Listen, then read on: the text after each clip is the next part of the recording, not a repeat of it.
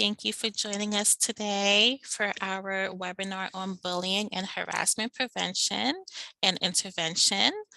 This morning we have Stefan Mascoll and Joan who are Fairfax County employees, and I will allow them to introduce themselves now. Good morning, everybody. Thank you very much for inviting us to come and share some time with you this morning and talk about this important topic of bullying and harassment prevention and intervention in Fairfax County Public Schools. My name is Stefan Mascoll. I am the coordinator of the Student Safety and Wellness Office for the division. And our office provides a variety of intervention, prevention, and education programming that touches all the students, K through 12, in Fairfax. Some of our highlighted programs are such as this, the work that we do within bullying and harassment prevention, as well as the work that we do with both mentoring and substance abuse prevention of our youth. And I'll turn it on over to Joan. Good morning, everyone. Thank you for joining us this morning. My name is Joan Lee. I am an educational specialist with School Counseling Services. And just to give you a little bit of background on myself, I was a elementary counselor for 14 years, and then I transitioned to middle school for, I believe, 6 or 7 years, and then I moved into central office. So glad to be here with you and have lots of experience with being a school counselor and dealing with student behavior.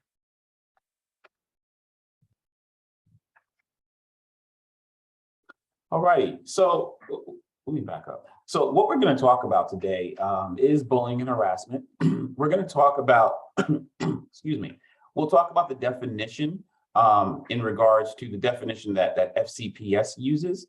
We're going to talk about some subtle differences between bullying, harassment, and other types of inappropriate behavior amongst youth in the county. We'll talk about ways in which the school system and parents can put things in place or do put things in place to help prevent this type of behavior from occurring.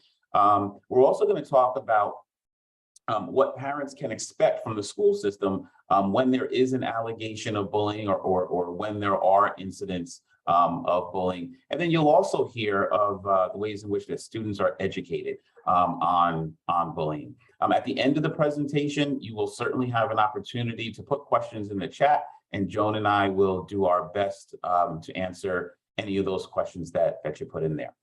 So we're going to go ahead and get started here. And I always think that a great place to start is with definitions. And the reason I think it's a good place to start with the definition is just so that we are all on the same page, right? Bullying and harassment, you know, those are terms that in our society, depending on who you're speaking to, it seems as if there's a lot of different definitions that are floating around, right? If you pay attention to the evening news, or if you open up the newspaper, or if you go online, various scenarios can be presented to you. Situations may pop up and you may hear someone say that's bullying or that's harassment. And then another scenario may pop up and it could be a little bit different. And they'll still say that it's bullying or harassment. So in order for everyone to be using the same verbiage for the purpose of consistency and everyone's on the same page, this is the definition that FCPS uses. You can find this definition in your student rights and responsibilities booklet. And then in addition, it's also important for folks to know that this definition was pulled from our Virginia Department of Education. We wouldn't want anyone to think that somebody like me was sitting in my office one day and just created a definition, right? We did receive this definition from our Virginia Department of Education. I'm not going to read the entire definition to you because you'll see on the next slide that there are key components that make up the definition. And I think that this is what we should focus on. So you'll see three primary components there on the top, and then you'll see a fourth one, and I'll explain how they work within our work of supporting students who may have experienced bullying or helping parents navigate the system. So when there is an allegation of bullying, And an allegation could be a student informing an administrator or somebody else in the building. It could be a parent informing the school. But when there is the allegation and the school looks into the matter, they look into the incident, part of their job is to figure out, does this incident reach the standard of the FCPS definition for bullying? And there are three components that make up that definition. One is intent to cause harm. So whoever was the aggressor, the administrator is going to be having conversations with the alleged aggressor to determine if they had the intent to cause harm, pain, embarrass, or hurt the other student. They're also going to look to see if there is a power imbalance there. A power imbalance can really display itself in a variety of different ways. And this really also will fall to the discretion of the administrator who is administering it. The administrator will utilize their professional judgment here. So I'll give you some examples, but I just don't want anyone to think that these examples are the only times or only ways in which the power imbalance can show itself. One example, and I'm sure that many of us, we have seen those movies when we were growing up where the bigger kid was pushing the smaller kid into the locker, right? So that power imbalance would be a larger student versus a smaller student. Another power imbalance could be where you have multiple students who are picking on one student, right? So you have many versus one. That's a power imbalance. Another example of a power imbalance could be a student who is brand new to their school. This could be their first day, and the student that is the alleged aggressor may have been there throughout the entire school year. They've already made a lot of friends at the school. They're already connected in the school, and so that also could be perceived as a power imbalance. So there's a variety of different ways, many that I did not mention just now, that can be considered the power imbalance. Another component is this alleged bullying, right? The aggression from one to the other, the inappropriate behavior from one to another. It has to be repeated over time. And this is also going to fall to the professional judgment of the administrator who is looking into the matter. Repeated over time could be there was an incident on the bus in the morning, there was an incident at lunch in the afternoon, and then there was an incident on the bus going home, right? That's repeated over time, over the course of a school day. Repeated over time could also be something took place that was inappropriate on Monday, it happened again sometime Wednesday, then it happened again sometime on Thursday or Friday. Repeated over time again over the course of a week. Or it could take place this month, it could take place again next month, right? Again, repeated over time, just over a longer amount of time, but yet it's still repeated. So if those first three components are present in this incident, or in these incidents, because we need to have more than one, it has to be repeated, then the administrator can determine that, yes, this was a bullying incident. Now, if all three of those are not present together, because they all have to be there together, if they are not, the other way that an administrator can determine if an incident or incidents, in fact, rises to the standard of bullying is that fourth component there, that severe emotional trauma. And so our administrators, many of them, or the vast majority of them, are not trained clinicians. And so what our administrators here will do is they will certainly take into or under advisement or take into account what they may hear from parents. They will also meet and collaborate with the clinicians in their buildings. So they'll meet with the counselors, they'll meet with the school social workers, they'll meet with the school psychologists if need be, and then use their professional judgment to make a determination if that severe emotional trauma is present. And if that trauma is in fact present, but yet those other first three components are not there, all three of those components are not there, then that administrator can go ahead and say that, yes, this was a bullying incident. Once we get past, or once we have a better understanding of the definition that FCPS uses and the variety of components that are included, it's also important for us to recognize the various types of bullying, because bullying can present itself in a variety of different formats. The first one is physical, and I hinted at this earlier when I talked about the larger student pushing the smaller student into the locker, right? The hitting, the shoving, the fighting, the kicking, that is the type of bullying that many people tend to think of first. You also have emotional bullying. Emotional bullying, and an example of this, if you've ever seen, there was a movie years ago, I believe Hilary Duff was in it, and it was a group of girls, and then one day they decided in school that one of the girls in the group was no longer allowed to sit with them in the cafeteria, and so they shunned her, right? That's an example of that emotional bullying. Or spreading rumors around school about somebody. That's an example of that emotional bullying. And then lastly, we also have cyberbullying, which we are hearing more and more, especially over the last several years or so, as technology and the internet and mobile phones and devices has really taken off. It's the use of electronic devices with the intent to use those devices in some form or fashion with the intent to harm somebody, right? So the spreading of rumors, the spreading of inappropriate pictures, saying things inappropriately about somebody online, and then sharing what was said with many other people online, right? Those could be examples of cyberbullying.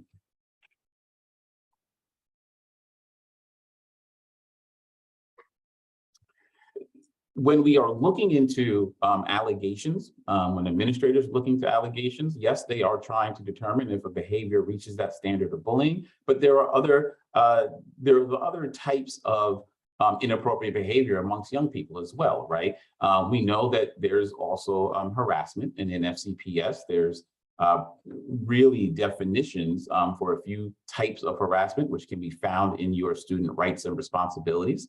The first type is sexual harassment, and it's really on the basis of sex that satisfies one or more of the following, right? You'll see that first bullet.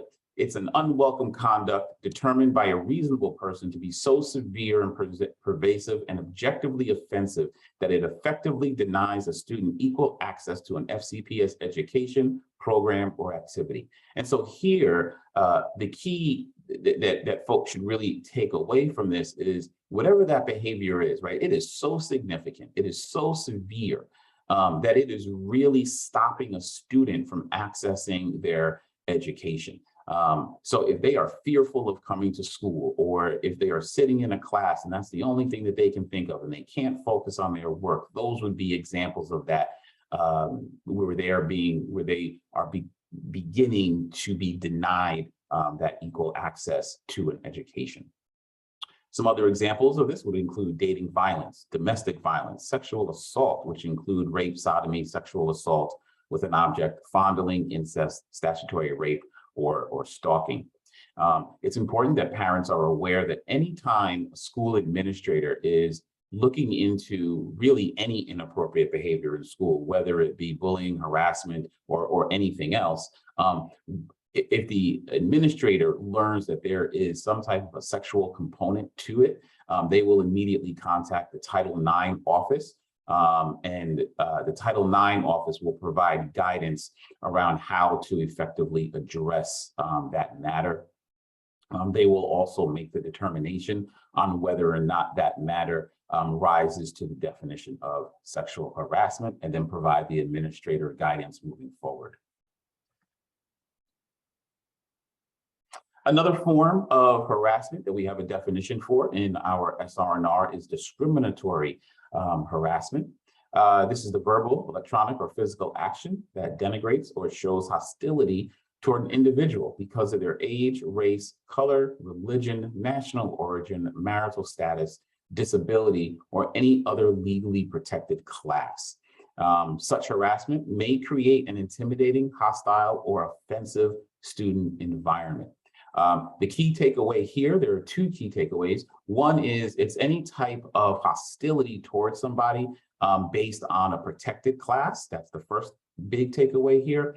And then the second takeaway here is it's when this behavior begins to create a hostile environment. And the hostile environment is very similar to that environment that's created when we're talking about that sexual harassment, where a student may be fearful of the educational environment. They may be afraid to go into that class. They may be afraid to just go to school. Or if they are not afraid to go to school, once they are in the building, they are so consumed by what's going on, their thoughts are racing and they just can't focus on their academics. And that begins that conversation of that hostile environment that may have been created based on the harassment.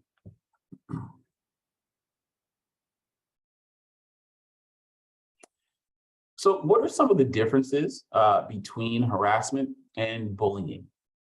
And the reason that we have this conversation again is so that everybody is on the same page. We're all using the same verbiage.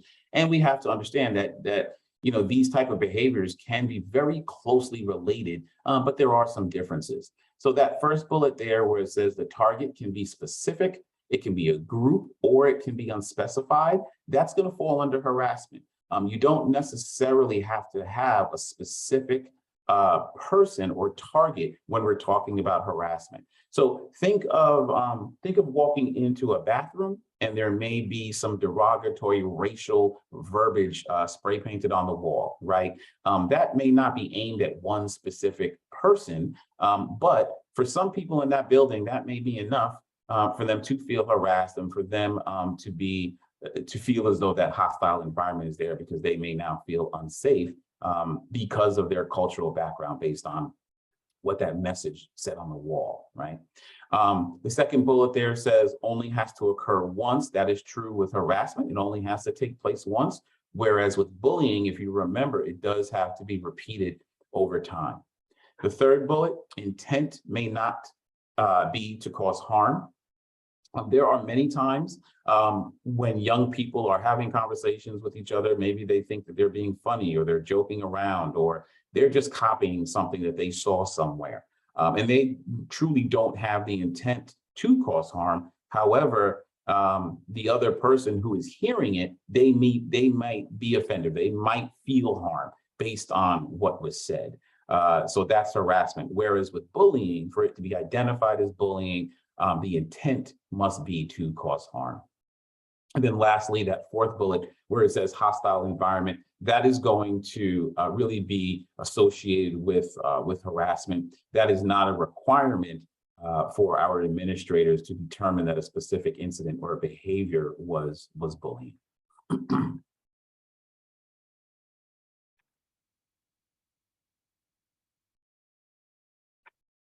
So we've spoken about bullying, we've spoken about harassment. What else could it be if young people seem to just be inappropriate with each other? And here are some examples. It could just be ordinary teasing, right? That is a way in which young people do socialize. That's the way in which adults also socialize, right? When you have some friends, you might be joking around and making fun of them a little bit, and it doesn't rise to the level of anyone's feelings being hurt or anyone being offended. However, sometimes it does, and the one person that said something might not recognize or might not be aware that the other person is beginning to be harmed or hurt or be offended by it. And so that might not necessarily be bullying or harassment. You also have mistreatment, where somebody does say something inappropriate to the other person, but that hostile environment might not be created, and it might have only taken place one time. It might have been unfortunate. It might have been the wrong thing to say. It might have been offensive what was said, but it does not, it does not rise to the level of harassment or bullying. The second bullet there, it could just be conflict, right? There are times when you may just have two young people, for whatever reason, they just don't like each other. They just don't get along. Their personalities just don't mesh. And so that could be what is taking place. And then lastly, it truly could just be an accident, or it could be a misunderstanding, right? It could be some miscommunication. I know that when we were growing up, we used to play that game telephone, right? Where everyone's in a circle and you whisper a message to the person next to you. And then by the time it gets all the way around the circle, the message is completely changed from what it was originally. We've seen that in schools. We've seen that in various social circles. And so sometimes the messaging could just be a misunderstanding. And so, these are a variety of other interactions that young people may have, but this is also why our administrators, when they receive an allegation of bullying or harassment, they do want to conduct an investigation. And we'll talk about that later. So we do have some scenarios here for you where these are very, these are real life scenarios that have happened and can happen. And we just go through this little activity to help us, again, just ground our thinking around the different definitions. So that first one where it says Salvatore gives the wrong answer in class and a bunch of other students laugh and say, "You are so stupid." We're going to go ahead and say that's mistreatment. And the reason for this is it's only happened once. So we can't say that it is bullying. We also can't say that it was harassment because at least as far as what we know, based on what's written here, we don't see that hostile environment being formed, right? Salvatore has not shared that he's fearful of going back to class or that he can't focus on his work in class because of what the other kids are telling him or the comments that they're making. Maybe that is a part of it once the administrator looks into it down the line, but as of right now, based on what we see, this would be mistreatment. Those other students certainly should not have been making those comments. The second one, every day when Susan comes to school, a group of older girls whisper about her, calling her ugly and tell other students not to sit with her at lunch. For this one, we're going to go ahead and say that, yes, this reaches those various, the standard for bullying, and you'll see the different components in there. First and foremost, it is happening repeatedly over time because it says every day, right? We also see that power imbalance because there are a group of older girls versus Susan. So number one, there's multiple girls versus her, and they're also older. So those two things could be considered the power imbalance. And then they're calling her ugly and as well as not letting her sit with them at lunch. When you're calling somebody ugly, you are intending to hurt their feelings or embarrass them in some way. And certainly if it's coupled with making sure that she doesn't sit with them at lunch. The last one, Sasha walks down the hallway in her school one day and several boys follow her down the hallway, telling her she looks hot, and they keep touching her on the backside, even when she asks them to stop. For the next day, she begs her parents to let her stay home from school. This one is going to be considered harassment, that sexual harassment piece. We see that hostile environment has been formed. Clearly, it's pervasive. She is begging her parents not to go back to school. It's several boys. It seems to be happening repeatedly. They're not only making comments, but they're also touching her as well. And so, that would be certainly a situation where an administrator refers this to the Title IX office, and it would be considered harassment.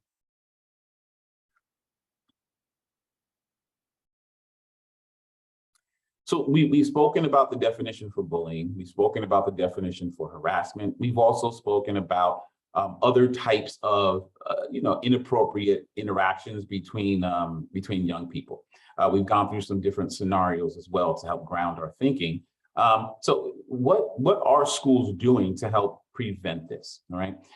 Well, depending on the school that your child is in, you might see some events or some activities throughout the year around the idea of bullying prevention weeks or kindness weeks or other types of events that take place in the school that are really focused around the idea of giving kids opportunities to engage with each other in a healthy manner, really just focusing in on that, helping students recognize some of the subtleties between a kind behavior versus an unkind behavior. And really just highlighting these for them and making that the focal point for a specific time during the school year. All students in Fairfax, they take health and PE. And so in their health and PE curriculum, they do receive education on healthy relationships and recognizing bullying and harassment is one of those areas that they receive education on these topics. You'll hear later from Joan, she may expand on this a little bit, but our counselors in our schools, they also have access to bullying lessons for kids, and they may push into different classrooms. They may pull groups of students and go over these lessons with them. Sometimes there might be an event, an unfortunate bullying event that takes place in the building that many students are aware of. And so there might be the decision made to pull those students that were impacted by that event and provide them some re-education, if you will. And sometimes a counselor may provide that through these different bullying lessons. So these are just some examples in which those bullying lessons can be utilized.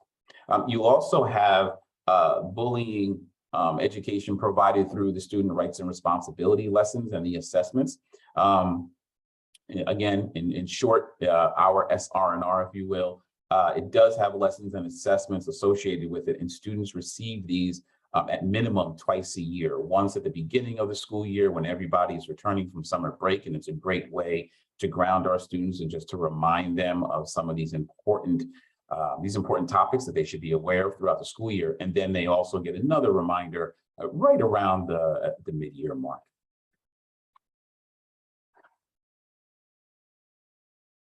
And I'm going to turn it on over to Joan to speak about those counseling lessons a little bit more in detail. Thank you, Stefan. You've obviously gotten a lot of really great information about bullying and harassment. And so we wanted to let you know that in school counseling services, we do have age-appropriate lessons that are for grades K through 12 that are available to school counselors.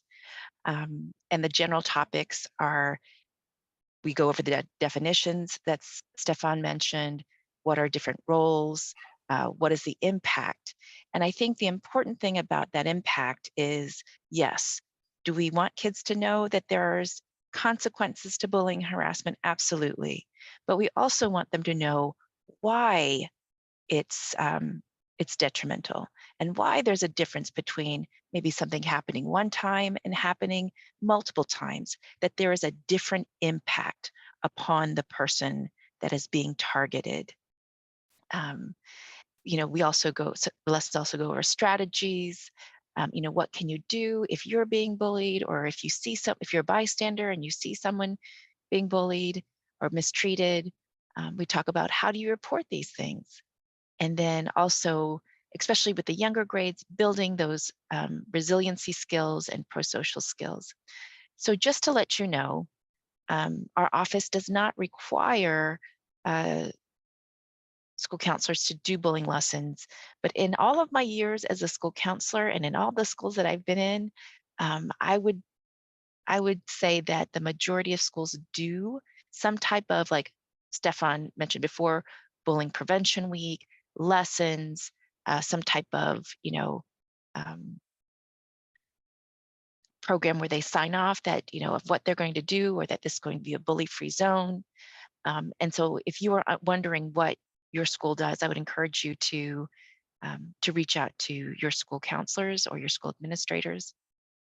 I will say there are 3 sets of lessons that are required in our school system, and they are in grades 4 through 6. And the only ones that require parental notification are 2 of the lessons in grade 6, because they do deal with sexual harassment. And we call it parent notification instead of parent permission, because we think that all kids are opted in. And then if you would like to opt your child out of those lessons, you may. And if you want access to those lessons, please contact your school counselor. And your school counselor should be, or director of student services, and they should be able to give you a link to access the lesson plans for those lessons. We also want to let you know that we do have lessons that are created for students with low incidence disabilities. And during the pandemic and virtual learning, we did pivot and put these lessons so that they would be available for virtual online learning. All right. So the next thing that I just wanted to share with you that may not necessarily be something that is proactively taught in schools, but I think it's done throughout the school day and at home, and something that I wanted you to be aware of. So through through the Fairfax Youth Survey, which is given to students in grades 6, 8, 10, and 12, there was something that they discovered, and they called it, there's a concept called 3 to Succeed. And basically, what the youth survey indicated was that children and youth who have 3 or more positive or protective factors in their lives are more likely to manage their stress, make better choices, and develop healthy habits.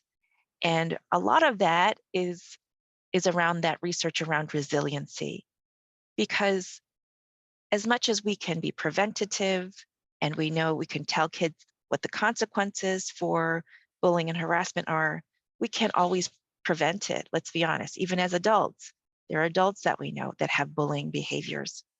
And so we also want to address this on the other end of how do we help kids to become resilient beings and give them the skills that they need. And so the research shows through the youth survey that the more assets that a student has, or even an adult has in their life, the less likely they are to engage in a variety of risk-taking behaviors.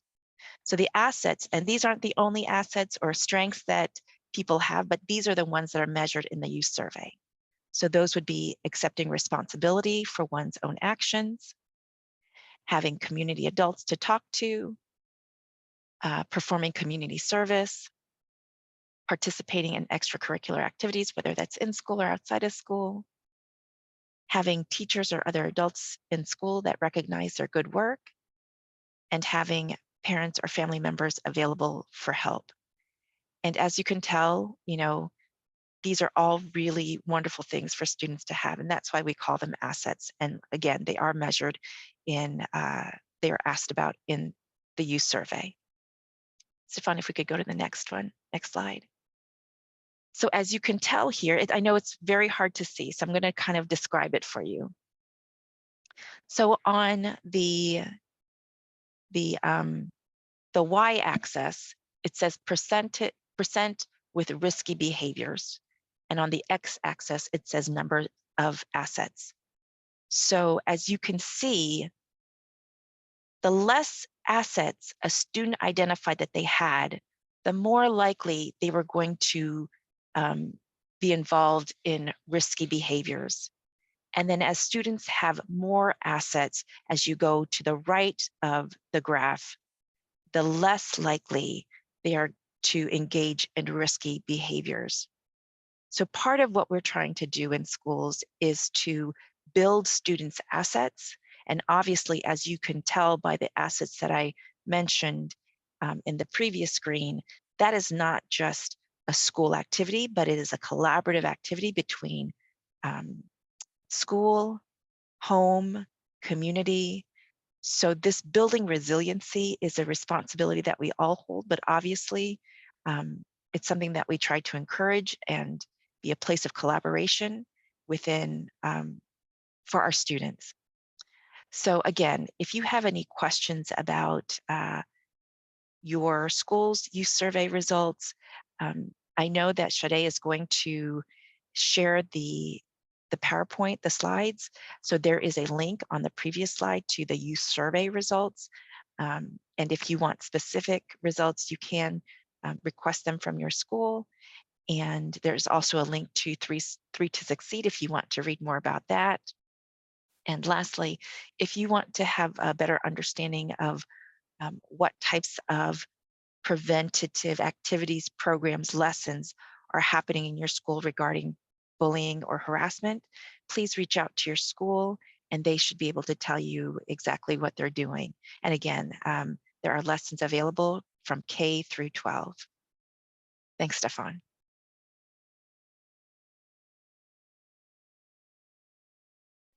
Thanks, Joan. So, as a parent or a school staff or as a student, when you believe or have a hint or think that there could be some bullying or harassment occurring, what we would like for everyone to do is to report it as soon as possible. And so we do want that reporting ideally to be immediately reported to to an administrator. There are a variety of ways that reporting can take place. You can email your administrator, you can call your administrator. Each school also has an anonymous way that you can report bullying or harassment, because some people would rather be anonymous in their reporting. And so you can find, if you were to go to your school's website, it should be prominently placed on their homepage, a way that you can report it. You can also contact the FCPS tip line. This will not go directly to your child's school. This is an FCPS division-wide tip line, and our school safety and security office monitors this tip line. This tip line is not only for bullying, it can be used for bullying, but it's used really to report anything that you would like to report. It can be anonymous if you would like it to be, or you can leave your name and your contact information if you would like as well. But regardless, it is just so crucial that when these incidents take place, that there is communication with the school immediately, as soon as possible. And I would also say, I encourage any parent or any person that works with young people, if you are going to report, it's always best to report directly to the school administrative team. You can report to a teacher, you can report to a counselor. I'm not saying that that's a bad thing, but they are not going to be the ones in the building who's going to conduct the investigation, put structures in place, and really provide you with that ongoing communication around whether or not the school has made the determination that this is bullying or this is harassment. Those other staff members are not going to be able to tell you what is going to be put in place. They're not going to be able to tell you what the full response is going to be from the school in regards to the allegation. So the best way or the quickest way to get these situations resolved is to immediately contact your school administrators. All reports are taken seriously. All allegations are taken seriously. Each allegation is investigated, and that investigation and the school response and the structures that are put in place, they are all documented. And when we say investigated, sometimes the word investigation sounds big and it sounds scary, right? But really what we're talking about is an administrator will speak with anybody that has knowledge of the incident, right? They're going to talk with the alleged aggressor. They're going to talk with the alleged target. They're going to talk with other students who may have seen the incident or may have some knowledge of the incident, but they themselves, were not specifically part of the incident, right? They may speak with the bus drivers. They'll certainly speak with parents. Parents have information. The buses have video cameras, and so they may pull those video feeds and review them and see what took place. Many of the middle schools and the high schools may also have video cameras throughout the property, and so they will be able to access those feeds as well.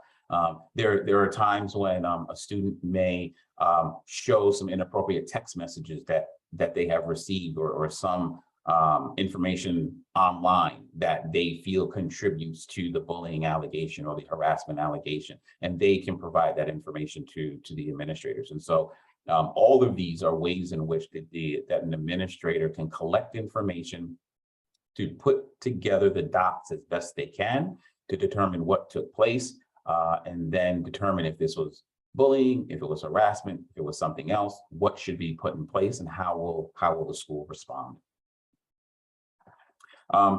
Sometimes there are cases where the allegation is bullying, and the determination by the school is that it was not bullying. Maybe it was something else.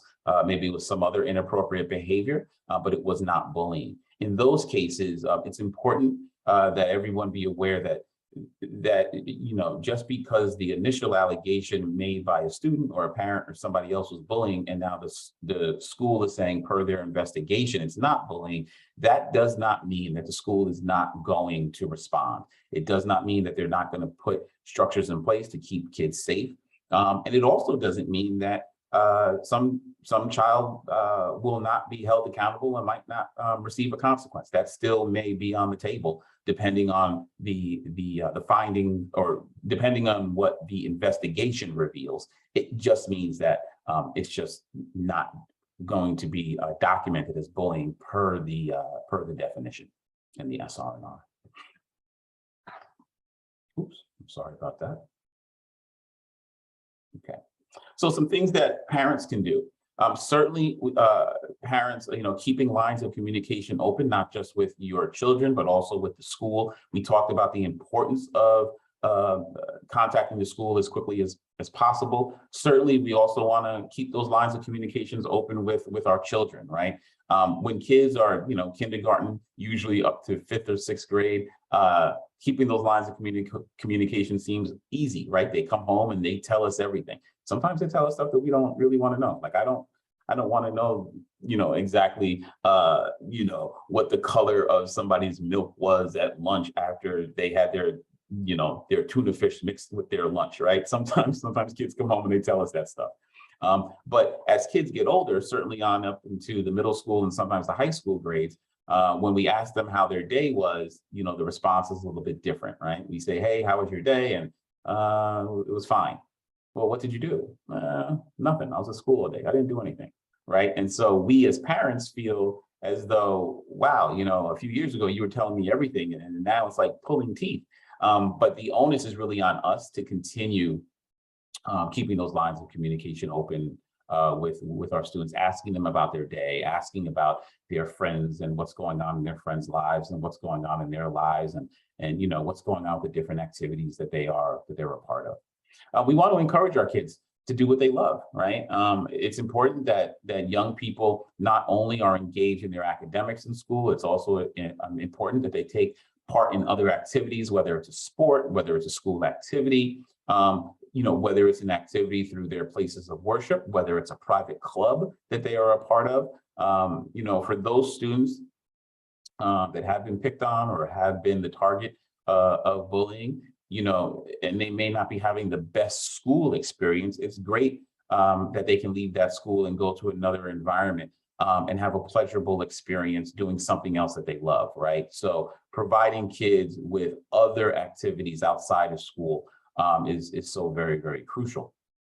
We also want to remember that as parents, as guardians, as people that work with young people, that our kids and our students are constantly looking to us to model kindness, respect, and healthy conflict resolution. And, especially as parents, we're told all the time that we have to model, appropriate behavior for our kids and that they're always watching us, right? We know that, right, as parents, but we also know what it's like to be on 66 in the middle of rush hour traffic at 5:30 and somebody just cuts you off as you're trying to get onto 495, right? And so in that moment, if your child's in the back seat, you might not have the best message come out of your mouth at that time.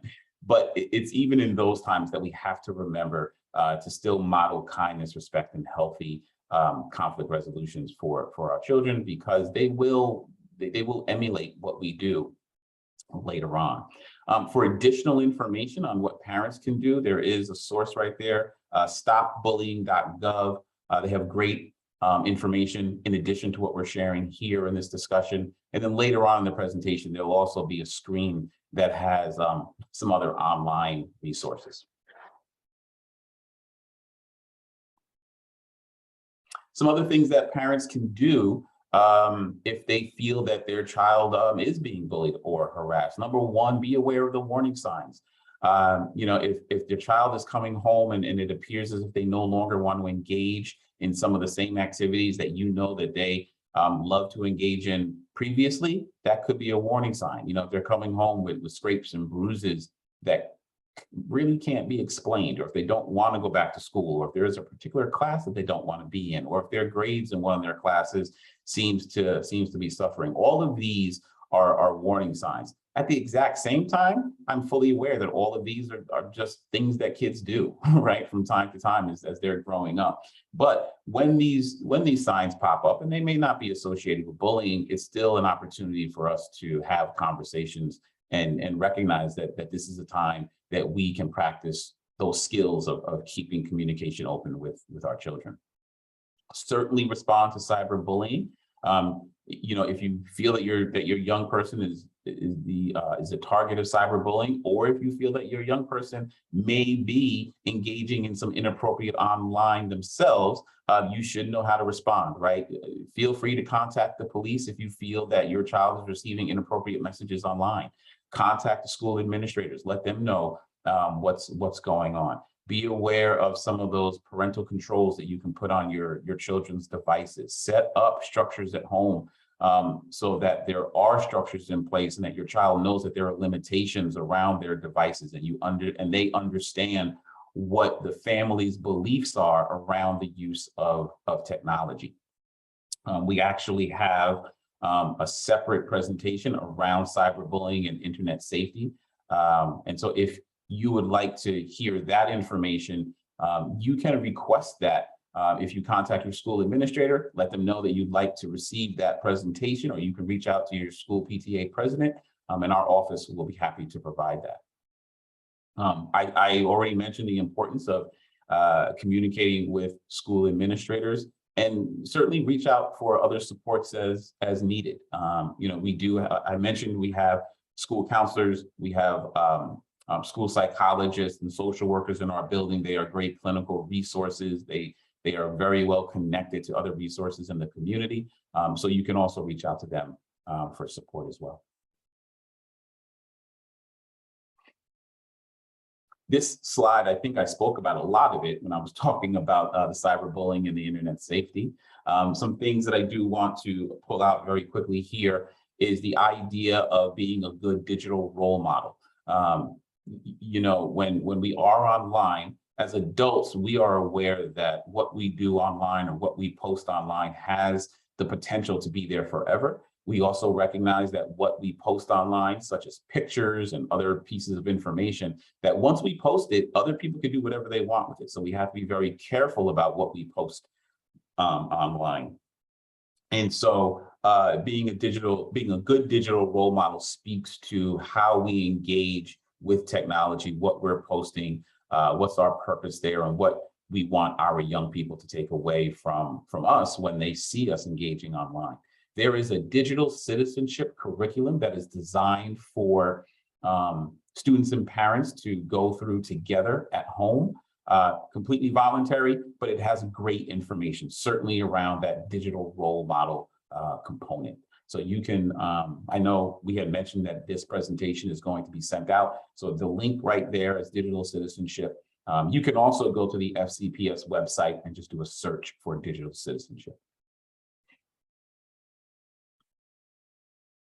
Here are some of those additional resources I had mentioned: stopbullying.gov, netsmart.org, pacer.org/bullying. And then there's the FCPS Bullying and Harassment Prevention and Intervention site. And much of what is on that site has been covered here today, or I should say almost all of it has been covered here today. But you can always feel free to go back and look at that site, or send that site to other parents who may have who may need information.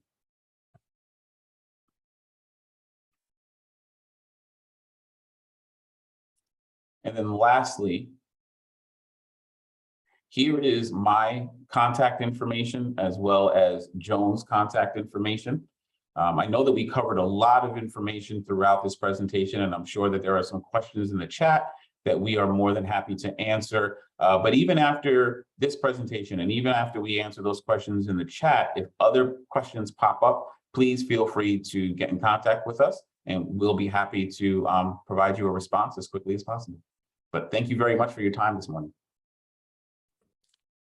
Thank you so much, Stefan and Joan. This was incredible. We do have some questions that came up. So let's begin.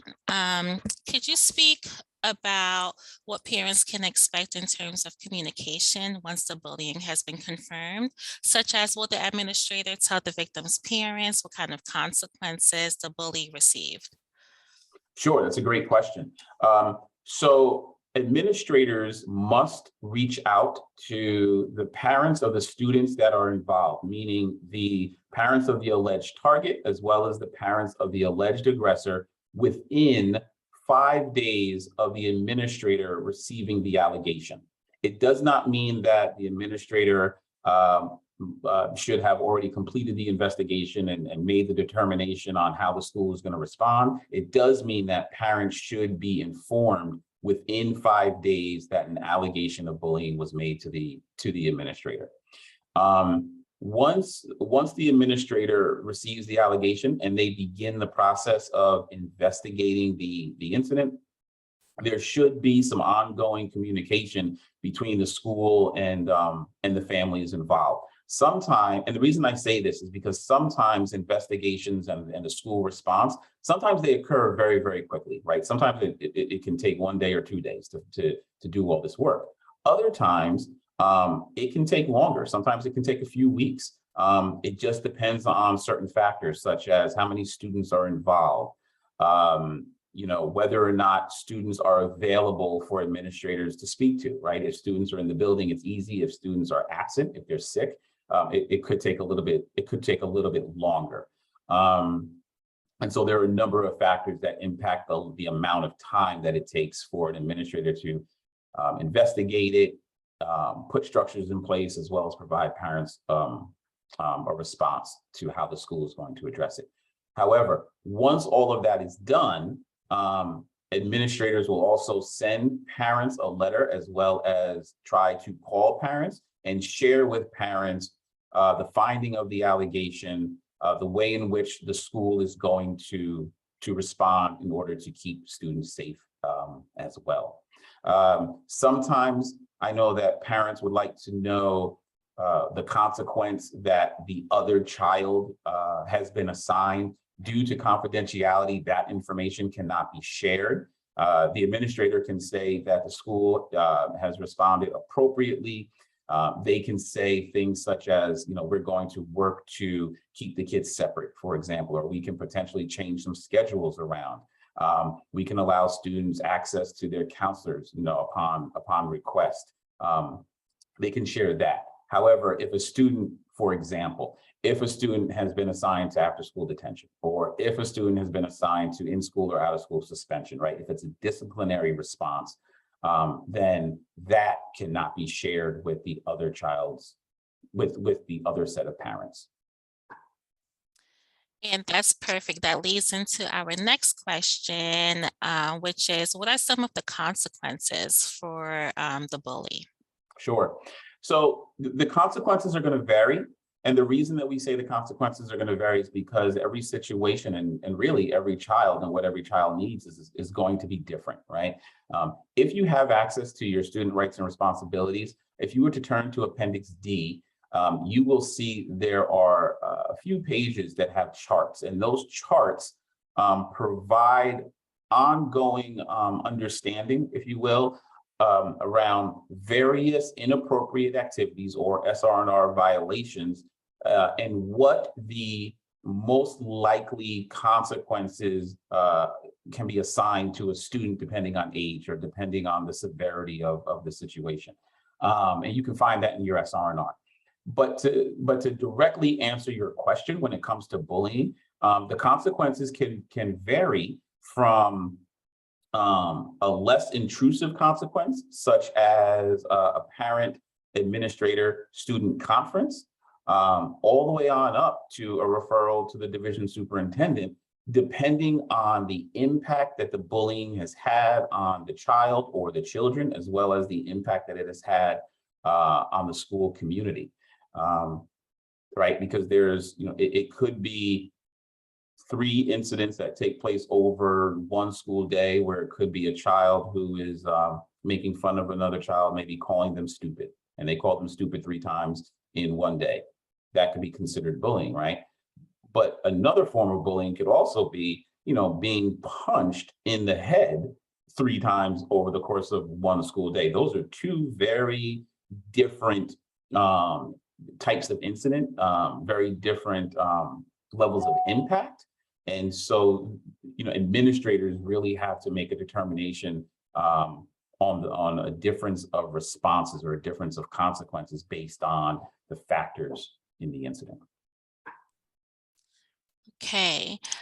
What kind of support is provided for the student who has been bullied? Sure, great question. So some of the support can be, they can have conversations with their administrators to understand what the administrator is going to put in place in order to keep that child safe. So for example, one example of a support could be changing schedules, right? So now those students who may have been in the same math class, maybe they're no longer in the same math class. Maybe they're in different math classes. That's an example of a support. Another example of a support, and Joan may want to jump in here if I misspeak, but another example of support could be the arrangement for the alleged target to have immediate access to a school counselor, to a school social worker, one of our clinicians, if need be. They won't necessarily have, maybe they can be given a pass where they can just immediately get on up from class and just go on down and see a counselor. That's another example of a support. Another example of a support can be the child, the parent, and the administrator having a conversation and asking the child, what is it that you would need in order to feel safe, or what is it that you would need in order to move forward, and hear what the child has to say. And if it can be arranged in the school, then many administrators will really work very hard to implement that as long as it can be facilitated in the building. So there's a variety of different supports. And I just want to thank you, Stefan. Absolutely, speaking with the counselor, helping the student process through what happened.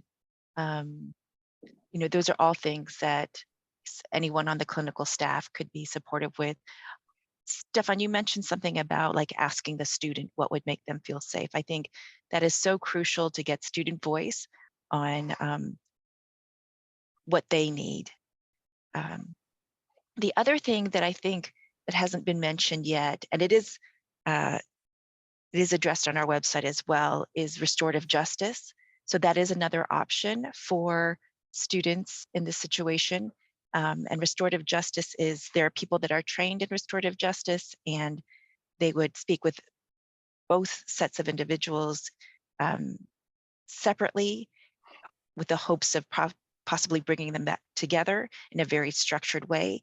And the purpose of this is to discuss the impact that the behavior had, and to try to come to a resolution where both people feel heard and understood,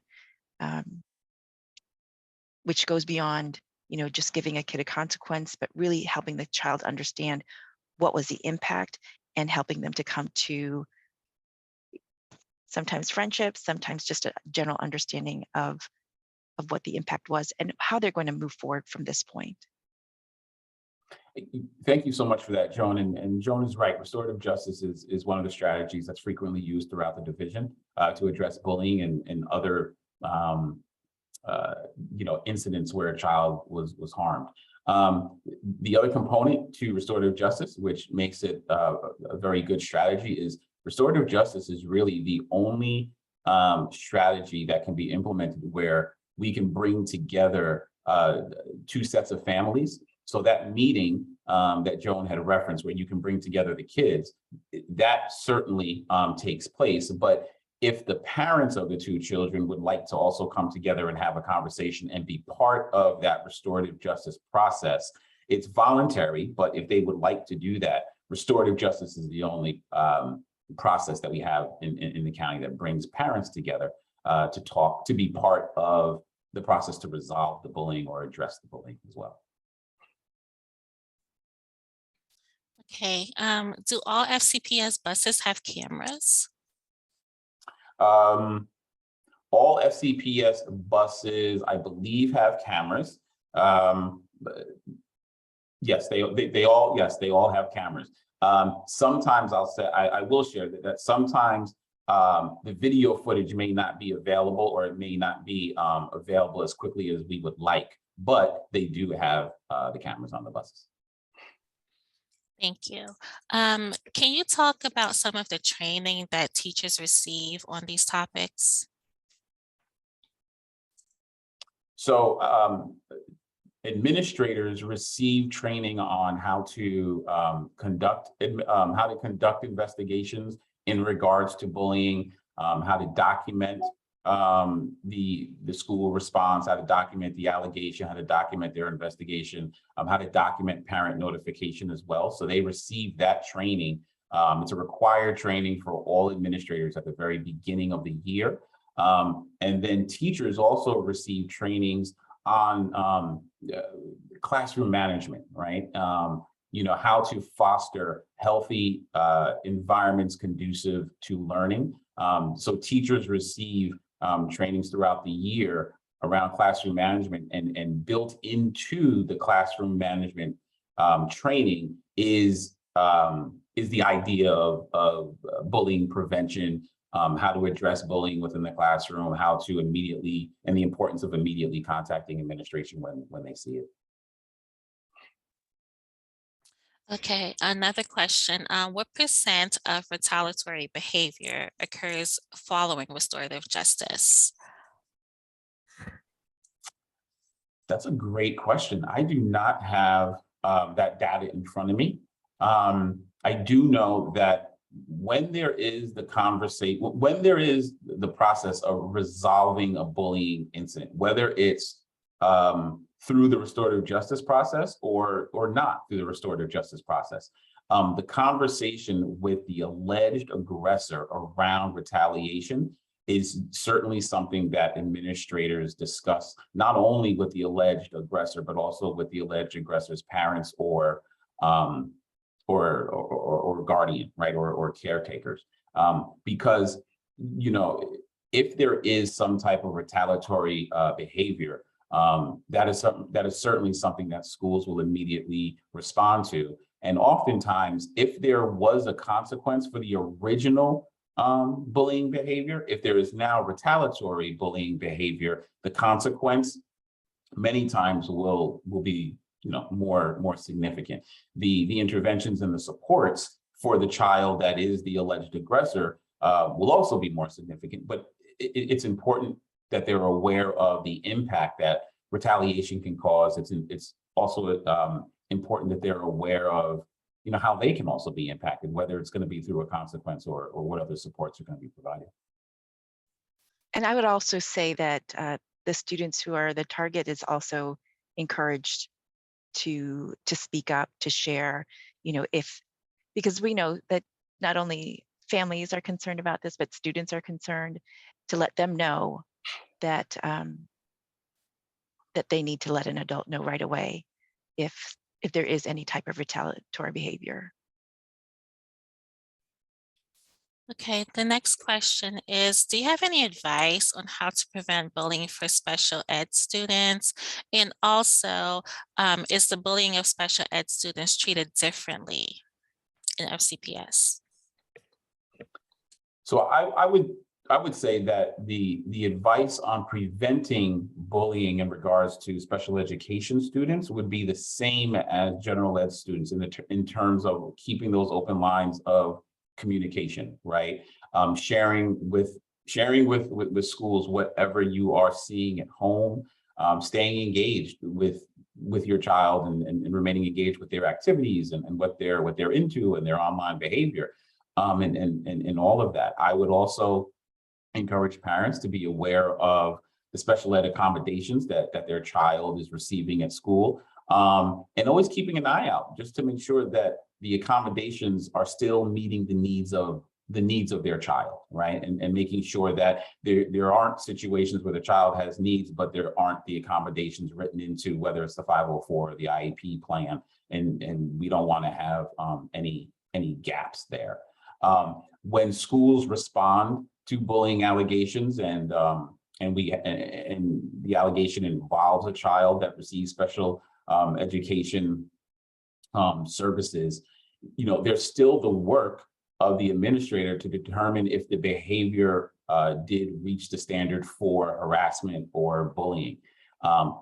If you recall, going back to one of those components of bullying, which is the intent to cause harm, we know that we do have some students in the county who, based on their special education needs, they do behave or act in a way which which may appear to be one way, but because of their special education needs, they may not be aware of their behaviors. They may not be aware of the impact of their behaviors, right? And so the administrators are going to take that information into consideration when they're determining whether or not this child really meant to cause harm, right? Because sometimes we have a special education student who did mean to cause harm. But then other times, we also have special education students who, because of their needs, we recognize that they truly did not have that intent, and their behavior truly was not meant the way it appeared, right? And so all of that is certainly taken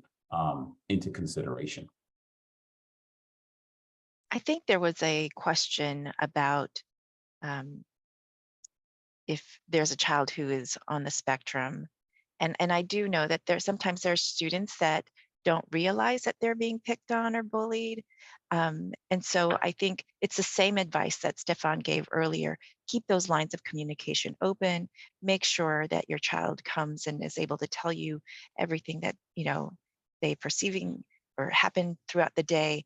And then if it is a student with an IEP, there are some types of programs that teach students about emotions and behaviors and how to respond to them. So that would definitely be a conversation with your student's case manager as well. Are students ever quizzed on the SRNR? Yes, they are. They receive a quiz at the beginning of the year, and then the quiz is then optional at the mid-year mark. At the beginning of the year, it's required, and then at the mid-year mark, it's optional. Okay, so what do we do in a situation when children feel bullied by a teacher? Do you report that to the administrator as well? Absolutely. If a student comes home and they, relay information to you, or where they say they feel bullied, or you interpret as what they're saying is that they feel bullied, immediately report that to the school administrative team, whether it's an assistant principal or the principal. Yes. Okay, and last question. When targets or victims do report harassment, they get called a quote unquote snitch by other students, which causes them to not speak up. How do we deal with this situation? Yeah, I received this question often, especially when I was an assistant principal at the middle school level. What I tell students is this: there's a difference between being a quote unquote snitch and providing important information to trusted adults because you want to keep somebody else safe, right? If you see somebody who is being hurt and you don't want that person to be hurt, and you want your school environment to be safe for other people and for you, that's not being a snitch. That's you doing your part. That's you doing the right thing and communicating with school leaders the way we ask all kids to. Now, if you are only communicating only for the purpose of getting somebody else in trouble, that may not be the right reason to be communicating, right? You should want to communicate to keep somebody safe. Now, and at the same time, I think it's also important that students recognize that when they do go and they speak with an adult, all school staff, they are somewhat bound to confidentiality.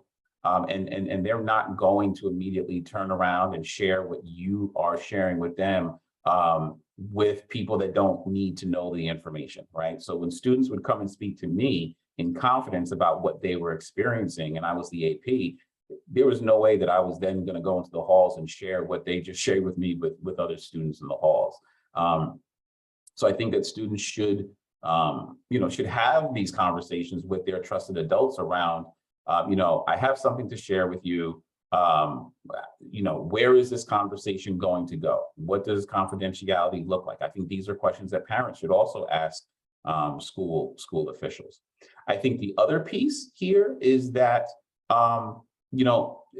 let's all be very honest. Students, from time to time, they will spread rumors, right? And sometimes there are kids who don't say anything at all. They did not go and speak with the administrator, or they did not go and speak with the counselor, but somehow there's a rumor out there that they did. So we should also be having conversations with students around how are they to respond when somebody calls them a snitch? How are they to respond when there are rumors about them as well? But the most important thing is to recognize that it's much more important to share information for the purpose of keeping kids safe and talking to trusted adults than it is to be concerned with, you know, whether or not somebody thinks that you're a snitch or not. You're not a snitch. You're doing the right thing. I think that's what needs to be communicated to kids. Yes, I remember as an elementary counselor, there was a book called Tattle and Madeline. How do you distinguish between tattling and reporting? And I will say, in my experience, it's not that I've done research or I've looked at research, but the majority of kids who are being bullied, they just want it to stop. And the majority of kids that are the bystanders, they know that it's wrong, but a lot of times they won't speak up because they're afraid that it's going to happen to them. So I would say that the majority of students would not be calling the student who was the recipient of the bullying a snitch. It might be friends of the person who is bullying, but the majority of kids know right from wrong, and they're probably actually very relieved that it has stopped.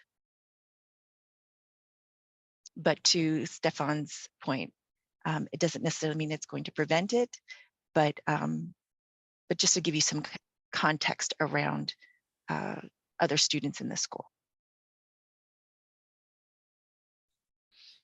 Awesome. Stefan and Joan, this has been amazing. Thank you all so much. Thank you all so much for joining us this morning. If you have any questions, please contact Stefan and Joan. Their information is on the screen. We will also send out the presentation and other resources for you to follow up. And also please contact the Parent Resource Center if you have any questions. Thank you all so much. Have a great day.